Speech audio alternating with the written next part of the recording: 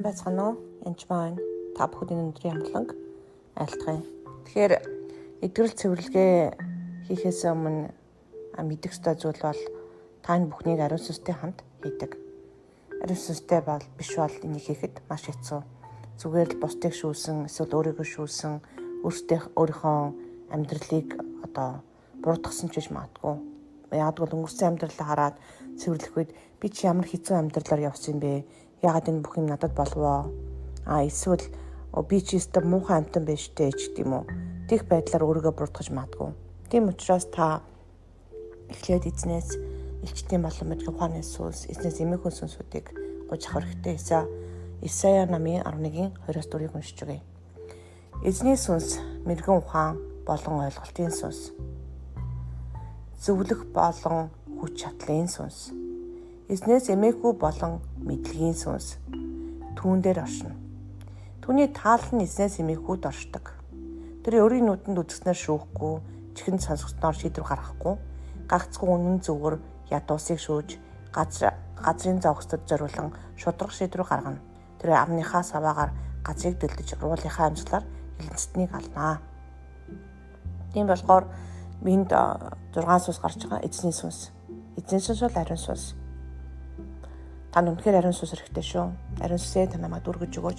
Бурхан надад ариун сүнсийг өгөөч гэж хэлэхэд л Бурхан танд ариун сүнсийг өгнө.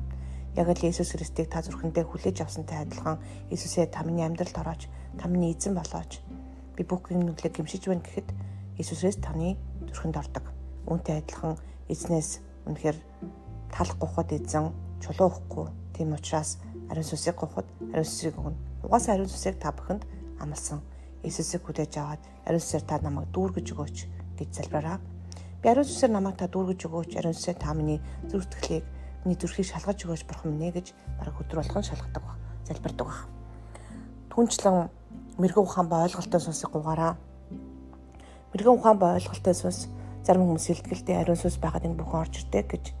Гэхдээ ингээл Библийг сайн уншаад тахаар эднийг Эфес жишээлбэл 1:17-11 уншия. Бидний эзэн Иесус Христийн Бурхан болох алдрын эзэг нь та нарт мэрэгэн ухаан хийгээд илчлэлтийн сүнсийг өгч гээд мэрэгэн ухаан хийгээд илчлэлтийн сүнсгээд тусдаа баа гэж яригдчихэж байгааз. Түүнийг дүүрнээр мэдүүлж гэж байгаа. Бурхныг мэдүүлж. Та нарын зүрхний мэлмиг ийгүүлэх болтугай. Ийхүү та нарын дуудлагын найдварыг хийгээд харин хүмүүсийн дотор түүний өв алдрын баялагийг мэдэх болтугай гэж цаашаа уншиж болно. Тэгэхээр мэрэгэн ухаан болон ойлголттой сүнсийг авснараа та амьдралаа шүүхгүй харин мэрэгэн ухаанаар харах болно. Нүдэнд үзэж чихэн цогцож байгаагаараа биш, харин мэрэгэн ухаанаар харж тэр хүмүүсийг шүүхгүй ч юм уу өөрийнхөө амьдралыг шүүхгүй хүнийг уучлж мэдхэд асуудал хаана байсныг хэлэхэд олоход амархан болно. Ойлголтын сүнс үнэхээр чухал шүү. Юмыг зөв бурууг ялгадаг сүнс. Зөвлөх болон хүч чадлын сүнс. Зөвлөх бол каунслинг гэсэн үг. Зөвлөгөө өгдөг гэсэн үг. Зөвхөн өөртөө болон хажуудынхаа хань ижил өр хүүхдэдээ та зөв зөвлөгөө өгөх болно. Бас хүч чадлын сүнс. Spirit of power. Үнэхээр хүч чадал бол гайхамшигтай зүйл. Эзнээс эмээхүү болон мэдлэгийн сүнс. Тэгэхээр мэдлэг гэдэг бол энд хэд хэдэн мэдлэгийн тухай ярьж байна. Word of knowledge гэж болно. Мэдлэгийн сүнс ярьж байна. Эзнээс эмээхүү. Тэр эзнээс эмээхүү сүнсийг хүмүүс барагтаал мэддэггүй бөгөөд ойлгож хүлээж авдаг. Эзнээс эмээхүү бол номер 1 сүнс. Эзнээс эмээхгүй байх юм бол бардам цантай болж бусдыг шүүж эзнийг дарамжилж эзнийг бүх юмдаа эзнийг буруутгах болно. Тийм хүмүүс маш их байдаг. Миний каунслинг хийдэг хүмүүсийн 3-1 нь л ихэнх нь баг эзэнд гомдсон байдаг. Бурхан та намайг яагаад ингэж байгаа юм бэ гэдэл. Энэ бол сатаны хамгийн хийж чаддаг зүйл. Биднийг эзнээс эргүүлэх, эзнээс холдуулах зорилготой ерөөсөө тийм л мэддэг. Энэ бол Эвад хийгдсэн схем. Тэгэхээр эзнээс эмээхүү нь мэрэгэн ухааны эхлэл мөн. 6 Дүгс 9:10. Ариун нэгнийг таньж мэдэх нь оюун ухаан юм аа.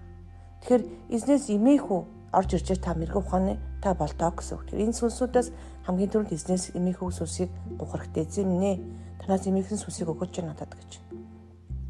Энэ нь эзнээс айгаад л алтан тутамдаа чачирсан байна гэсэн үг ш. Эзний хайрыг бас мэддэг гэсэн үг. Эзнээс эмээхэн сүнс нь аимхай сүнс юусоо биш шүү. Яагадгүй л айдсын сүнсийг Бурхан биднэрт өгөөгүй.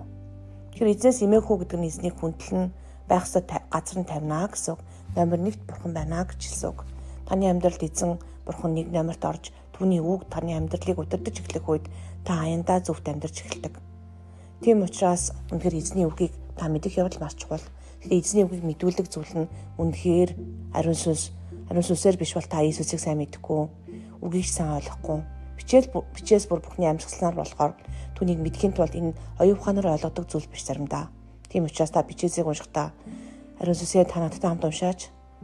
Өөрөө толгоор уншиж ойлгохоос гадна та надад ойлгуулж өгөөч, илчилж өгөөч гэж уншихгүй болохгүй гэсэн ижлэлтийг бас эзнээс ирдэг байгаа шүү. Илчилтийг өөрөө авах үед үнэхээр өөрөө үгээ уншаад өөрөө авах үед та үнэхээр хоолоо хийж идэж байна гэсэн үг. Тийм болохоор хүмүүсийн сургаалыг сонсохоос гадна өөрөө үнэхээр тэр үгийг уншиж илчилтийг бас өөрөө авч байгаараа. Яагаад гэвэл идрэл чөлөөлт хийхэд энэ бүхэн маш чухал. Та үнийг мэдхгүйгээр, үнийг ойлгохгүйгээр, үгийг таньж мэдхгүйгээр өөртөө идрэл чөлөөлт хийж чадахгүй гэсэн үг. Тэрнээс гадна үг өөрөө Есүс өөрөө үнэн учраас таныг бас чөлөөлдөг байгаа. Тэгэхээр та бүхэн маань энэ бүх зүйлээр алхаараа, амьдраараа гэж би бүр үнэхээр хэлмээр байна.